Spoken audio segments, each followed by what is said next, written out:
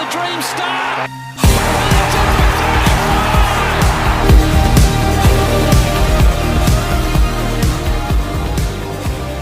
Welcome to another episode. My name is Dean Vassy. You can find me on X at #Kangas, Instagram #Kangaroos podcast. Tonight, I welcome back Frank the Tank Descalzo. Frank, a more than respectable 6-point loss at our home, away from home, if that makes sense. Did a lot of things really well, but just one little bad patch in the second quarter where I think we conceded 3 goals in 43 seconds of match play. It was probably the difference in the end, but a lot to like, Frank. Yeah, absolutely, Dean. It was really disappointing that we had that little lapse, but I think we've both acknowledged over the years that those lapses haven't been like 3 or 4 minutes. They've been 30, 40 minutes before we're able to stem the bleeding. So it was good that it's bad that it happened, but it was good that it didn't demoralise us mentally and that we were able to come back and make a real fist of it. In the end, we were probably really unlucky not to win it. But there were some really good signs. I think particularly around the tackling and the pressure was the best I've seen this year, even compared to the Melbourne game that we won. I felt our pressure around the ball was really good. Yeah, it was the highest tackle count for the year, I believe it was. That's probably been the biggest criticism of the team all year. The pressure points were through the roof. Overall, I think it was 194 for the game. 9 players were well above average in pressure points for the team. LDU, Sheasel, Curtis, Zach Fisher, Simpkin. And some of those players didn't have their best game possession-wise, but the effort and pressure, keeping themselves in the game, I guess was the most important thing. And if you do that, you're always going to be in the contest, aren't you, Frank? Yeah, and as the commentators often say, it becomes perceived pressure, where even Fremantle started fumbling the ball and hitting targets just on the fact that they felt pressure was coming when it wasn't there. But certainly as far as pressure went, inside 50, around the ground, at the stoppages, I thought the attitude was really, really good. Unfortunately, the execution let us down in some places, but I think if we bring that level of effort on the ball for the remainder of the year, I think the wins aren't too far away. No, definitely not. And the back line, and a new look back line with Griffin Logue, the Charlie Coleman injury. Griffin Logue, Toby Pink, Callum Dawson as our 3 talls, with Luke McDonald, Riley Hardiman, Colin McKercher and Daniel back 7 for the game. How do you think the 3 talls went? Look, I think they battled. I think the conditions probably suited them a little bit in that there wasn't so much of an aerial battle after, particularly during the rain. I thought Griffin Logue played quite well. I didn't have too much beef with Griffin Logue. I thought he did well. I thought Callum Dawson was probably exposed for leg speed at a few contests. He couldn't quite get there. And, I think he's going to be a good, honest sort of VFL player / guy that you call up in an emergency. But I think he probably struggled a little bit at that level. And I think Toby Pink was a bit shaky to begin with, particularly around a few of the drop marks that he obviously he dropped, a couple causing direct goals. But then I thought his second half wasn't too bad. I thought he battled away and he did everything he could. In the end, Dean, it's Toby Pink. I don't think there's any danger of him being All-Australian or anything like that. We got him for this reason, to battle away when we're short, and he did that, and I thought he did a reasonable job. Look, they had 3 key forwards, Tracy, Amiss and Patrick Voss, and they were tough to match up on.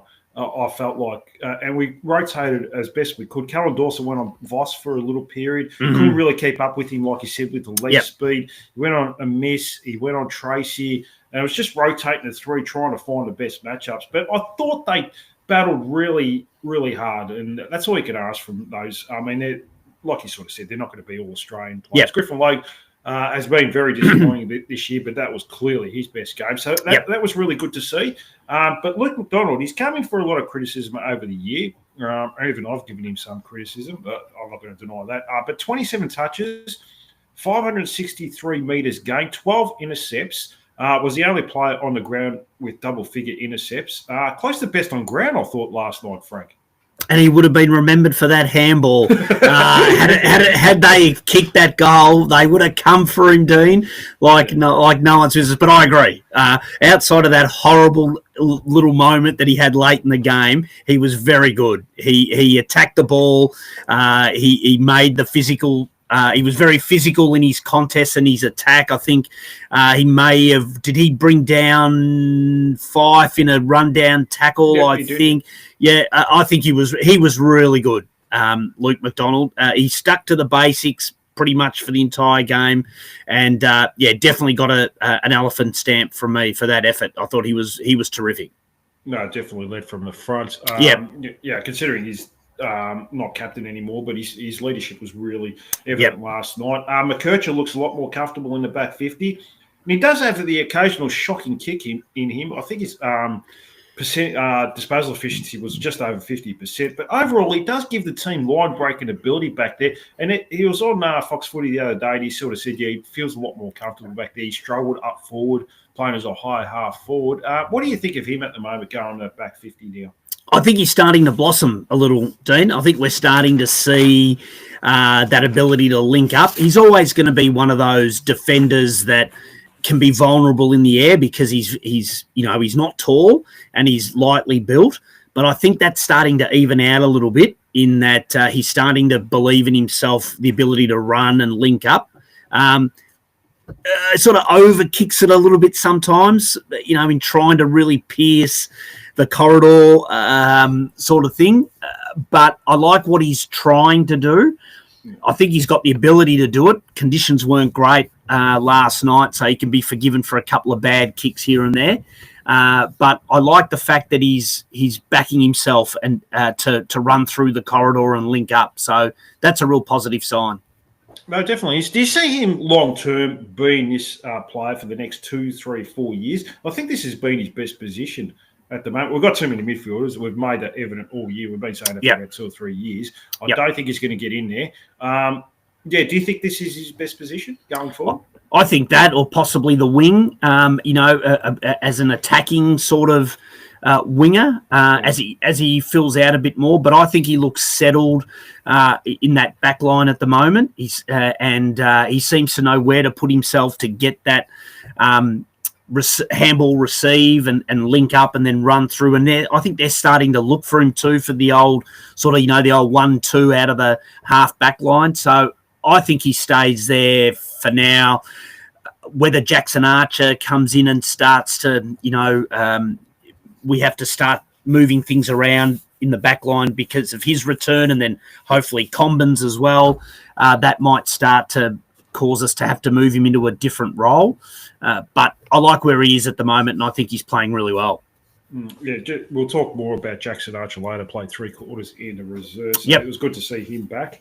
Midfield, and Sherry was dominant, like always, but LDU early was unbelievable. I think he had something like 9 touches, 4 clearances and a goal within the first 8 minutes of the game. Had 14 touches for the quarter and 27 for the game. Wagner was sent to him in the second quarter, former North Melbourne legend, Corey Wagner. But I still think that was his best game for a long time, Frank.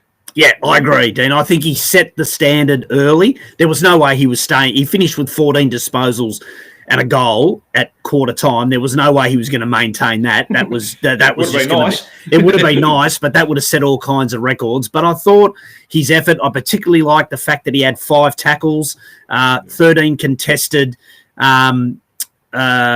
possessions. I liked how he got his footy and what he did with his footy as the game wore on.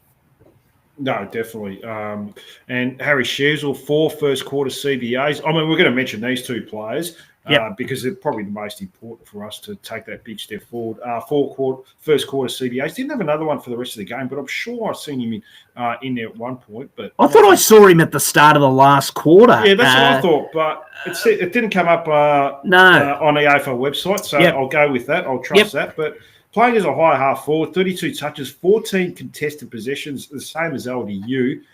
Disposal efficiency was a little down, but I feel like the last couple of weeks, and he's showing the signs of his first 2 years in the comp, Frank. He's starting to turn it around a bit too. Yeah, and I think it's only, I think probably because of the standards that he set in his first year, that if he doesn't get 30 disposals, we feel like he's had a bad game. So he set the benchmark fairly high, but I think he's starting to work well. I think the balance is a little bit better, Dean. You know, where I think we sort of either had him as a half forward or we had him at half back. But I think they're starting to work out that there's a bit of both that he can do, go into the middle at times, go to half forward at times. And I think he's starting to sort of get his head around that role a bit better. No, definitely. It's almost like in the first half he's playing more midfield and Luke Parker's playing more in the 50. And then second half they swap because Luke Parker only had one CBA in the first half, had 0 in the first half last week, but second half again, and he goes into the midfield.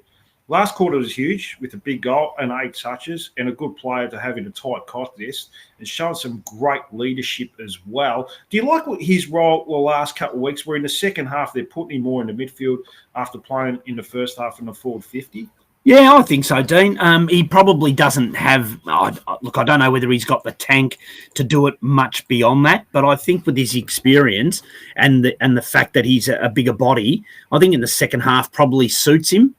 When the heat's probably come out of the game a little bit, seems to work quite well. He's very good around goals. I think the balance is quite is right now with who we've got in the middle at the start.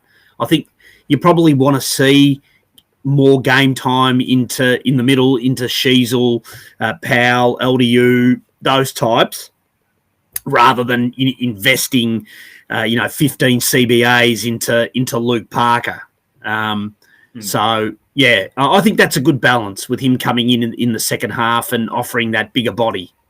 I think it depends on the balance of the game. If we've got to win games, I think, and we're struggling a little bit in the midfield, like we did in the second quarter where we conceded a few early goals, they might tend to put him in the midfield, in the guts, I should say, in the second half. But I think if we're going okay and things are looking good, they'd probably just keep him half forward.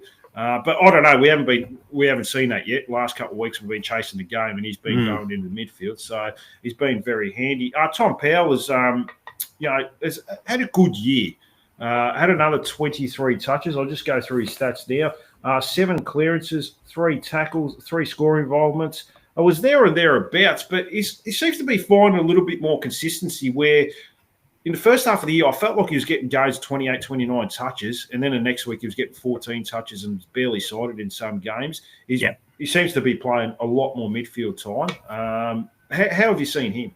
Yeah, I agree, Dean. I think that's probably he's starting to get a more consistent offering. He's still sort of I'd still like a little bit more from him. I think, in the early days he was a little bit more, certainly more creative with his hands and his handball, and I think he was sort of a little bit more selective with his kicks. I noticed that he seems to put himself in a position where his first option is to barrel the ball forward, rather than use the precision that he had in the early days. So I'd like to see him get back to that a little bit, rather than hurrying himself. But I think, like you said, he's starting to get a little bit more even consistency through the midfield, which is, that's what you want.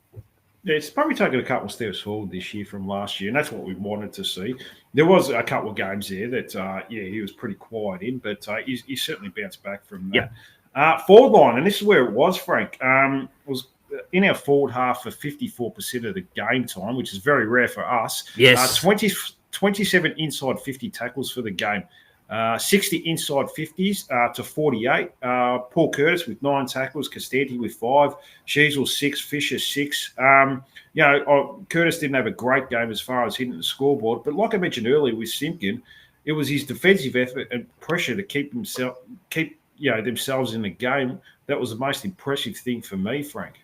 Along with Costanti, Dean, I think, again, hit the scoreboard very late in the game, but probably, wasn't doing a lot numbers-wise, but it was that consistent pressure in the forward line and how hard it was for them to move the ball out of our forward 50, which we haven't seen in a long time, which I think sees them all hold their spot next week. I think just on on their defensive efforts.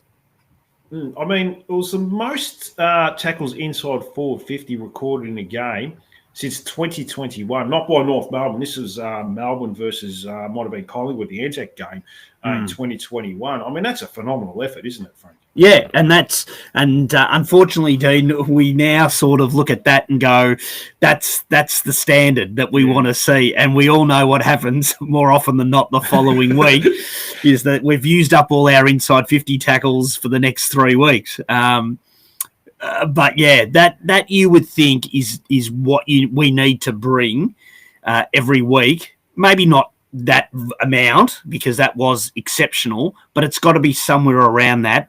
Whereas I think what did we have the previous week, 5 or 6 tackles inside the forward 50? Yeah, which is which has been our average really for the last 2 or 3 years.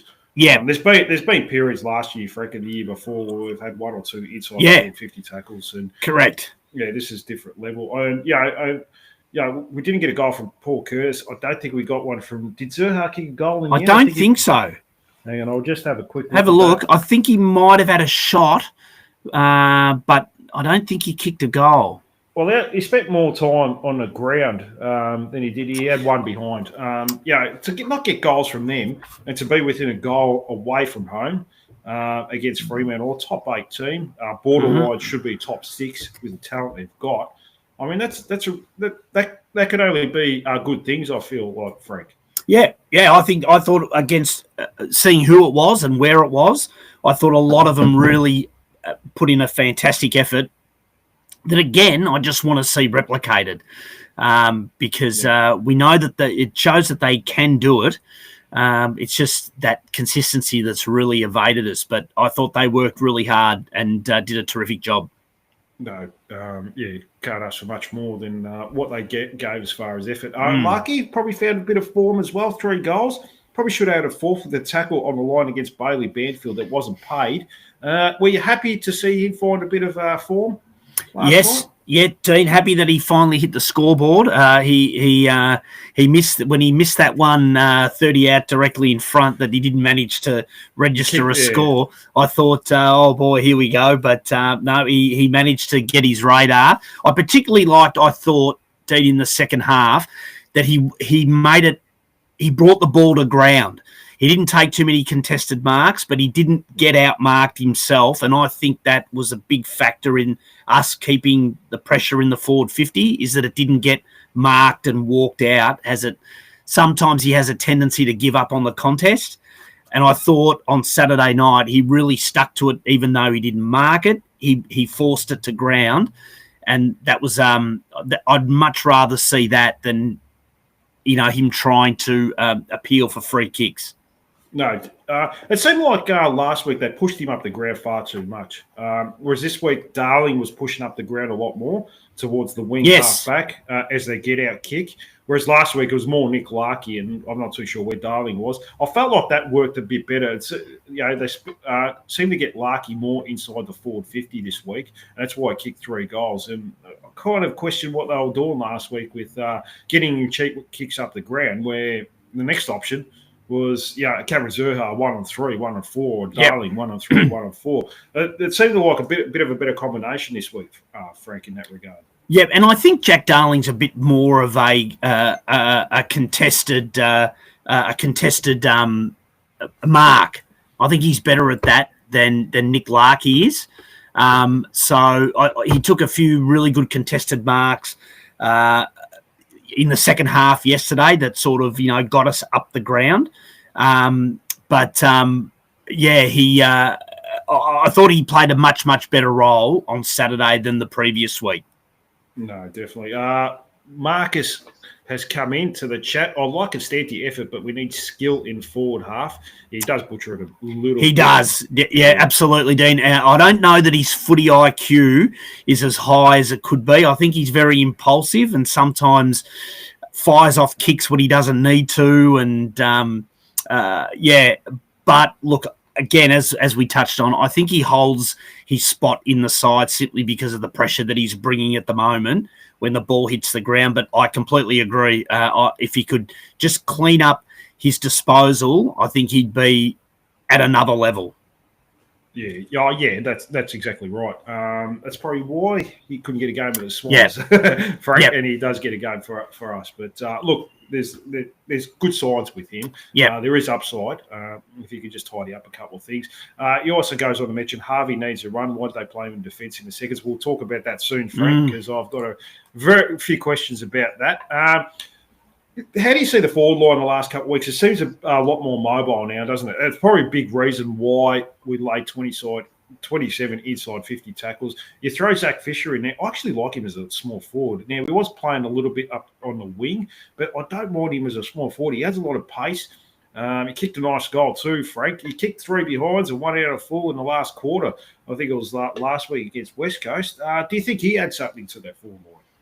I much prefer him in the forward 50 than the defensive 50, Dean. Let's say that. I think he's a bit of a ball hunter, and when he plays in the defensive 50, I think he gets exposed too often in chasing the ball, and then it rebounds inevitably, and he gets caught out. So I much prefer him as a forward if he's playing in our side, because his pace and that can worry the other defenders, whereas when we reverse the roles, I don't think he's got a high accountability or he's very defensively minded. No. Look, he laid 6 tackles. Yep. And 52 pressure points. I think that's pretty good for him, especially. So, the back 50 is just he was almost the poor man's version of Colin McKercher at the moment. He was defensively, like you said, one-on-one, he wasn't great. Getting far too many cheap kicks, and he was prone to the turnover too, a lot more in the back 50, where he seems like a natural small forward to me, Frank. He made his name at Carlton, playing over 100 games there. I'm surprised I haven't tried this earlier, to be honest with you, because it probably has lacked a little bit of pace over the last couple of years. Yep. Yeah, I think it's a good change up for him. I've never really liked him as a defender, as we've touched on. So I think if he's going to continue to stay in the ones, I much prefer him in the forward 50 than the defensive 50. Yeah, fair enough. Robert Hansen, now we have to mention him. He's coming for a lot of criticism from a lot of supporters, including probably myself as well. I've probably questioned a couple of his efforts, not running straight through the line of a ball, where he's probably, he's questioned himself a few times, but nothing wrong with his game yesterday. 7 touches coming on as a sub with about 10 minutes to go in the third quarter. Callan Dawson subbed out, trying to go a bit smaller and quicker. 3 goal assists, Frank, 5 score involvements. 3 goal assists are most on the ground, 5 score involvements, second most for the team. He had a huge impact. We can't criticise him this week. I thought he was outstanding. Yeah, absolutely, Dean. I mean, you and I certainly have as well questioned sometimes his desire to win the contested footy, but you can't knock him for what he did in the 40 minutes that he was on the ground. He linked up really well and played his role. I mean, it was almost the perfect sub role. To come on and have an impact like that so quickly, it was perfect. So it'd be lovely to get that out of him over 4 quarters. But at this stage, he's kind of shown that maybe the tank's not there to be able to do it from the first bounce. But again, I think he's worth persisting with at this stage until somebody else puts their hand up and that we feel can do a better job. What do you think his best position is now? He's probably recruited as a small forward, but he's been playing wing predominantly in the reserves this year, and when he was playing seniors, even last night, he was playing the wing. Yep. He's got a bit of his foot skills are right up there with the highest of standards, like right up there with the best in our team. Like his kick to Larky, where he kicked that snapshot, that was perfectly positioned because there was no other space on the ground to go, or no other space that would have kicked it to his advantage. Look, do you think the wing is his best position? I think so, Dean. Yeah, I think that gives him a bit of a balance between getting back and defending to the best of his ability, but then his pace and his kicking can rebound and hurt the opposition when he gets the ball at half back and takes off. He's got the ability to hurt the opposition with his kicking. So I think the wing's a good balance for him. We've tried him at half forward, and that, particularly in our forward line, that can be a graveyard when the ball's not coming in or it's coming in slowly and stuff like that. He's not a contested mark, so he needs he's like the shark sort of thing. He needs to be moving and the ball to be moving up and down the ground for him to link up and contribute. So I think the wing is probably an ideal spot for him. I think the Subiaco Oval probably suited his game too, the open space. Yep. Where he was able to find a lot more space as opposed to Victorian grounds like Marvel. It's a bit more enclosed. So, maybe just a bit of more open space really suited his game. How do you think Tristan Sherry went against the two big ruckmen? Now, they had Luke Jackson playing as ruck rover a fair bit. I thought he did quite well against Sean Darcy as well. Only 13 touches. 6 clearances, 7 tackles, highest pressure points with 57 on the ground, 2 goal assists. Do you think he held himself up pretty well and won that contest? I think he did, Dean. Yeah, I think it would have been. I don't think playing the two genuine ruckmen would have helped us combat that.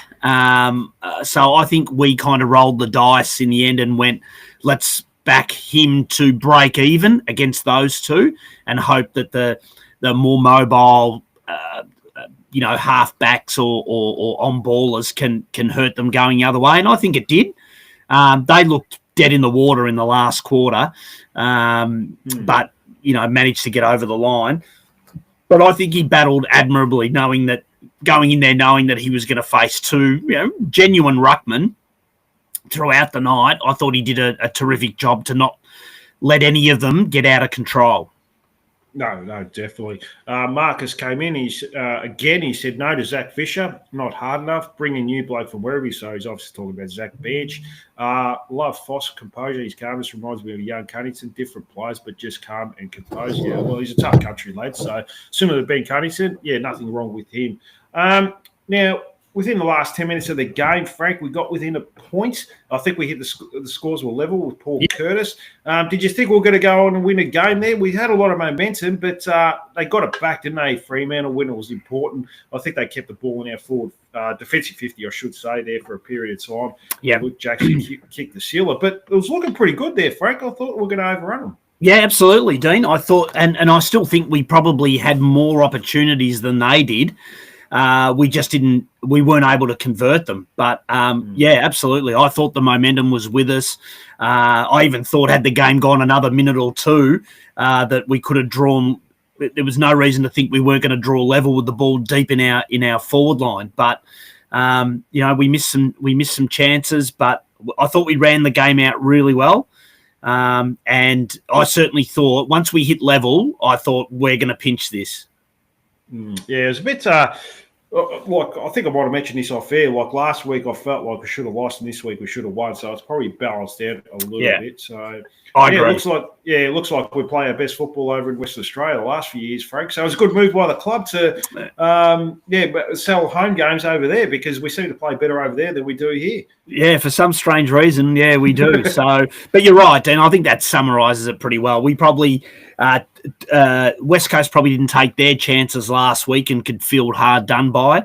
And I think we're probably on the receiving end where I sort of felt that given those opportunities again and where we had the shots and where they appeared, that if you had those chances every week, we would have kicked a higher score. But it just wasn't to be. No, it wasn't, unfortunately. But it's not always about the wins and losses just at the moment. We love the wins, but as long as we're showing progress, and this week's game will be the one where we want to see improvement from Good Friday and show us where we're at. Yeah. This is the big one this week. Even though Carlton are absolutely smashing West Coast at the moment. So, yeah. Yes. Yeah. Anyways, we'll go to the reserves. Now, I watched a fair bit of this. I missed a little bit of the third quarter. A disappointing 23-point loss to Port Melbourne, who were bottom 4 or 5 going into the game. And, seemed to get over the top of us. A disappointing loss, like I sort of said. Cooper Harvey, the talking point for me, Frank, in the back line for the first 3 quarters. A lot of people sort of saying, well, maybe, trying to work on his versatility. Clarkson wants to see, wants players in the team that can play both ends of the ground. Some people are saying, it's for his defensive efforts. I don't think it's that. That's never worked for anyone. So why do you think we did that? I'm not sure, Dean. I don't see him pushing his way into that backline, a bit like Eddie Ford, who's kind of playing a defensive role now, and he's getting, some football, but is that where we think he's going to come in and have an impact at senior level? I don't think so, Dean. So I don't know what that's about. Maybe they want to expose Banch and and Payne to more time in the midfield half forward line. So at that expense, they've moved Ford and Harvey into the back line. But look, like you said, I don't know that either of them are going to learn all of a sudden a passion for the defensive side of the game by playing on the half back line in the twos.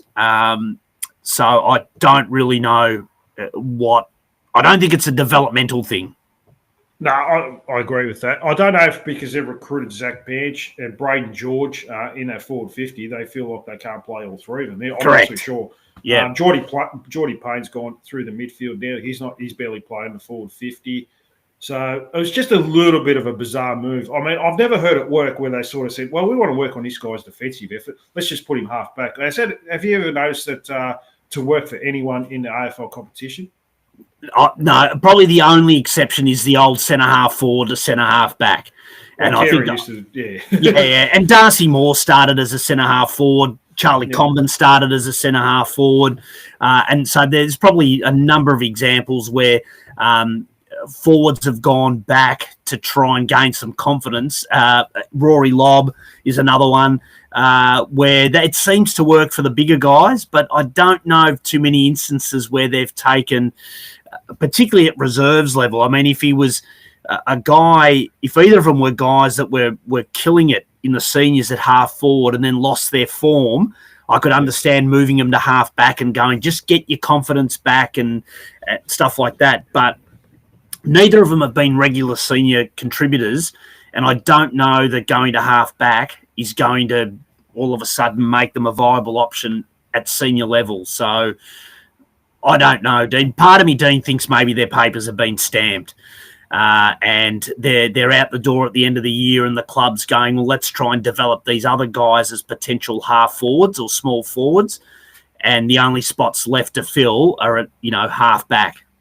It seems to be our default when the player, we seem to just throw everyone half back at some stage throughout their careers. I think every player that's ever played for North has played in a half back or back pocket. Look, he's a sixth leading goal kicker in the VFL before yesterday's game. He's kicking goals for fun. So if you want to win games of football, I don't know if the reserves want to do that. I'm not too sure if it's a development thing, where they just want to develop players. I'm not 100% sure. I'm not privy to those conversations. It just didn't make sense. Look, he had 17 touches till three-quarter time and played okay. But, you're robbing Peter or Paul at the end of the day. And then he goes forward in the last quarter and they put Braden George to the back line. They swap positions. I don't, we tried Braden George for the whole year when he was available last year before he did his knee in the back line. That didn't work. So, surely you can play all three of them up there in the forward 50. Yeah, Dean. I honestly don't know what the role is at the moment across the half forward, half back line in the two. Sometimes I don't know what the role is in the seniors. I don't know.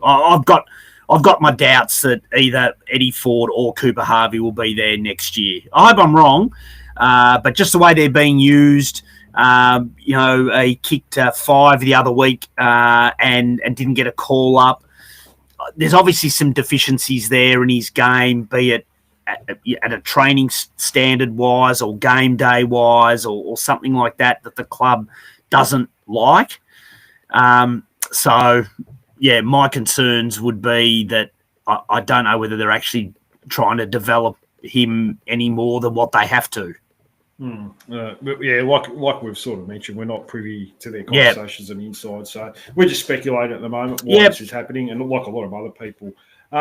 Will Phillips, 26 touches and 12 tackles again. Looks good on his resume for his next club, Frank.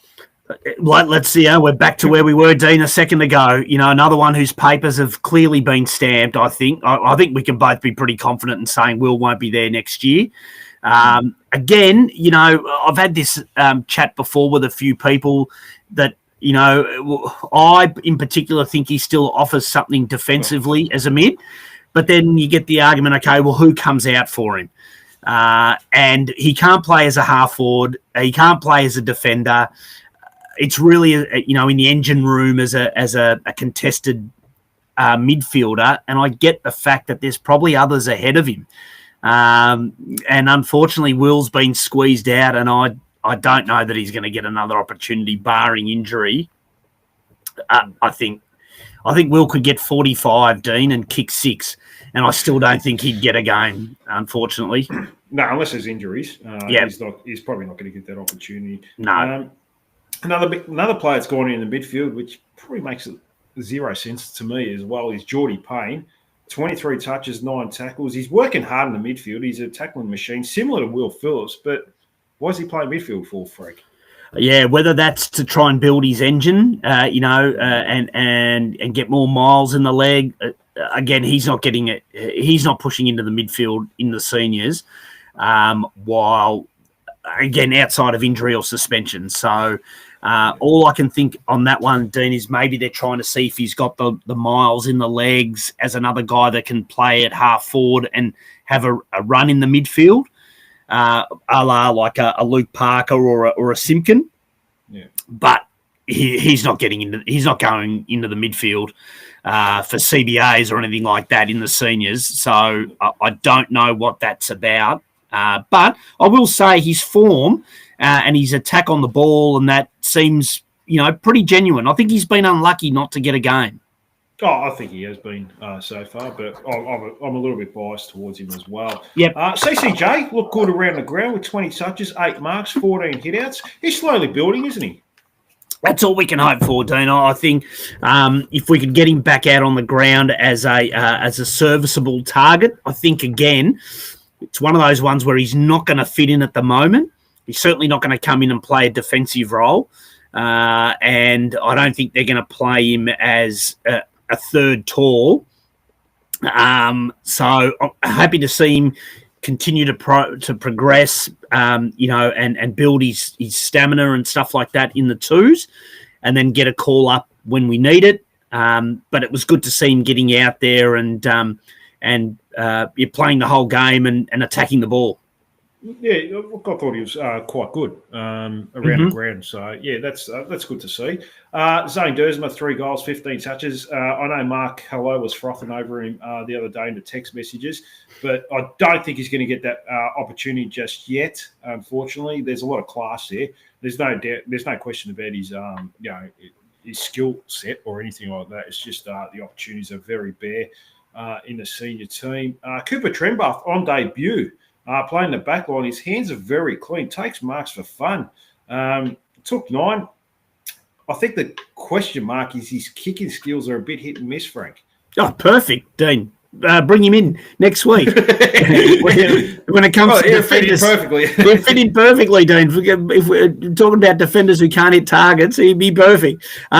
Just on Zane Dersma, before we forget, I wonder whether he does get a call up if Bull doesn't get up, because he looked very, very sore last night. Oh, yeah. And so I wonder whether he gets an opportunity due to injury, because I wouldn't be surprised. That would be perfect for him too.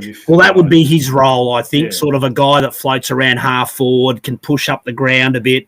And Bull looked shot. He got hit like 3 times flush. And I think that he'll do well to get up this week. Hope he does. Trembath, interesting, because he played that game earlier in the year as a forward, kicked 3, and then they put him on ice, and they've brought him back as a key defender. So interesting, but that's okay. Look, it's not like we've got we bat deep in the key defensive post. So if it's another guy that might be able to come up and do that role, I'm all for it. Now, I'll just quickly go through some other players as well. Finbar Malley kicked 3 goals, a couple in the last quarter. Oh, Dean, you need to hunt down the shot at halftime. Kicked it along the ground. Yeah. Did you see it? Yeah, I did see it. Okay, yeah. I was watching it with my wife, who actually thought that was because when he took the mark, I said, I said something along the lines of, geez, this guy's got he's got hands like Christmas hams, but he can't kick the ball to save himself. And then she watched that and she said, does he do that on purpose? And I said, no, he actually doesn't. He has an issue getting the ball from his hand to his foot. But yeah, look, his attack on the ball, and particularly in a contested sense, is absolutely outstanding. Poor guy just can't kick. No, not yet. Look, he kicked 3, so a couple of his kicks were okay. You have a kick, a snap around a corner in the last, and a banana from a 45-degree angle. I thought the banana was a bit much, but whatever works at the end of the day. Whitlock 10 marks in defence. Yep. Yeah, look, still looks very raw to me. I'm not too sure if he comes in. Archer played 3 quarters and will be better for the run. Banch kicked a goal and had 4 tackles. Eddie Ford was in a moon boot after the game. I'm not too sure what the situation is there, but so fingers crossed for him. Doesn't look great though. Mentioned Braden George as well with 2 goals and a swap with Harvey last quarter. Went in defence. Any notes for you there, or are you pretty happy with all that? No, I thought. Look, I'd be interested to see what happens with. With Dawson being subbed off last night and then us making a run for it. I wonder whether they look at maybe the balance isn't right there and, he may get dropped. I guess it'll depend on, do we know whether Mackay is he long-term out for Carlton, or is he... apparently Charlie Kono was injured. Marcus Froggy's come into the chat and he's been subbed out. So, okay. Look, I think it'd just be on a balance sense. If Whitlock got a call up because they want to go with the third tall defender and Dawson's out, and obviously Core and Comben might see Whitlock get a go. But if they're not overly tall in the forward line, which I don't think they were to begin with, and if Curno's been injured, even less likely, I think. I don't know who they would bring in, but Whitlock probably needs another 3 or 4 kilos on him, I think. Look, kicking skills are quite good. Yeah. So he probably won't get a go, Frank, if he's going to hit targets. Yeah, no place for that in our side. No, I don't know what he's thinking there, but look, there's lots of work with. His one-on-one work is still very questionable, even at VFL level. He does get pushed aside a fair bit, but there's a work in progress, that's for sure. So, we'll see anyway. Team changes moving forward for Carlton. You probably mentioned there won't be too many. You're sort of thinking going into this week that you're probably going to it with a pretty similar team? I think so, yeah. My only concern would be Zurhaar and whether he gets up because even I think it was after half-time, he could barely get out to the square from the huddle. He was hobbling like me getting out of bed in the mornings. He was really struggling. But look, all credit to him. He continued to present. He put his body on the line. He was terrific. So if he can't get up next week, I don't blame him because he did look really battered even before the second half where he took a bit more punishment.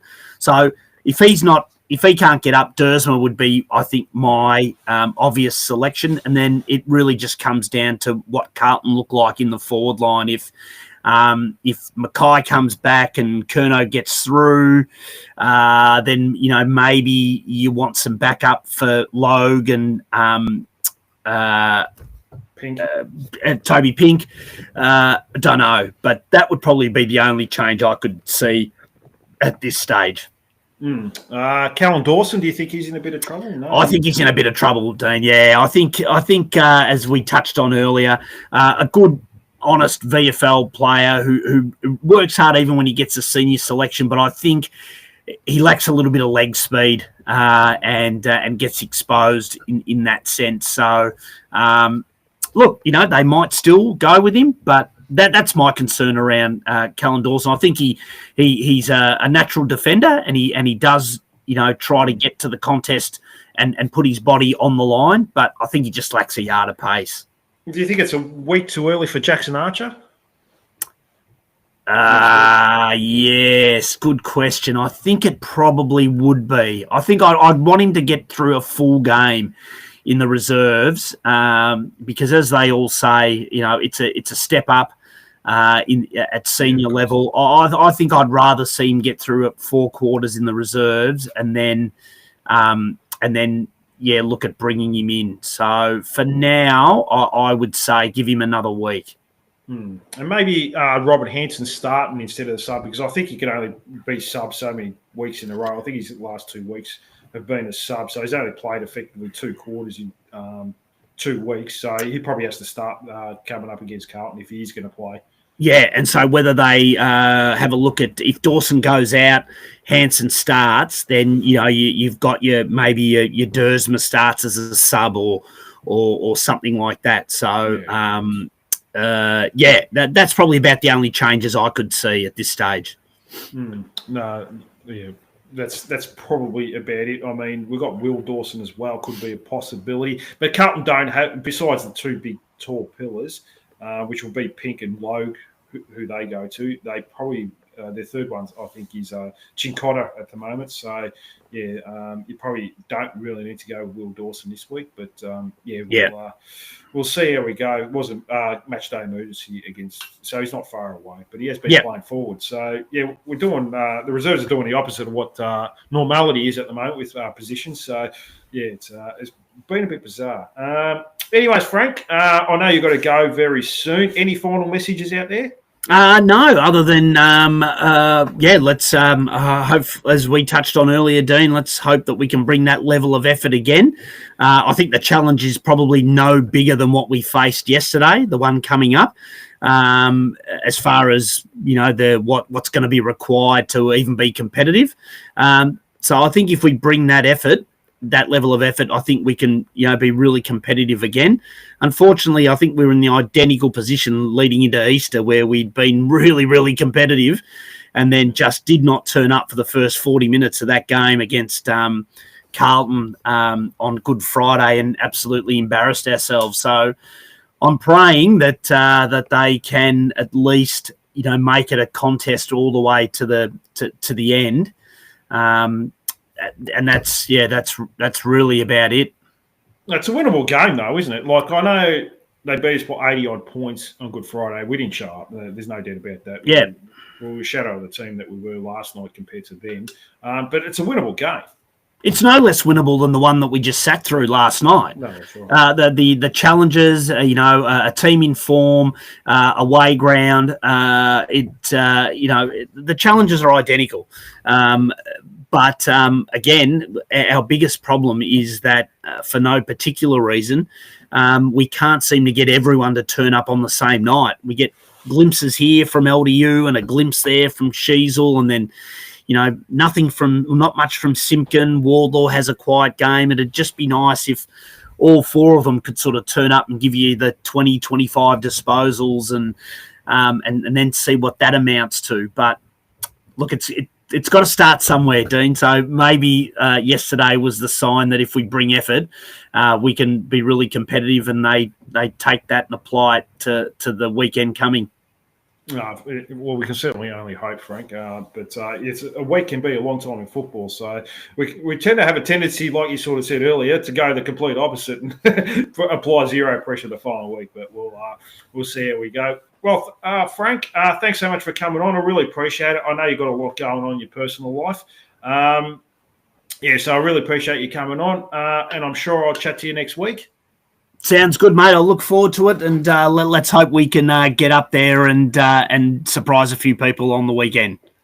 We'll certainly hope so. Marcus Froggy is coming late. What about old Matt career best form? Probably last 2 weeks. It's probably fair to say even his best and fairest year was probably similar to that.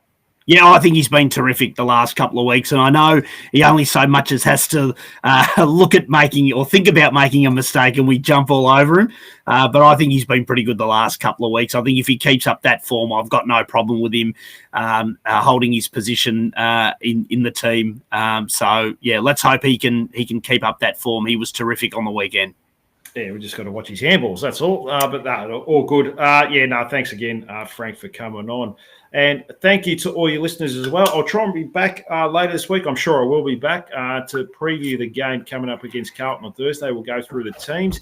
Don't forget, like, give a thumbs up, subscribe, leave a comment, tell your mates and whoever about it. That's it from me. Bye for now, and go Roos.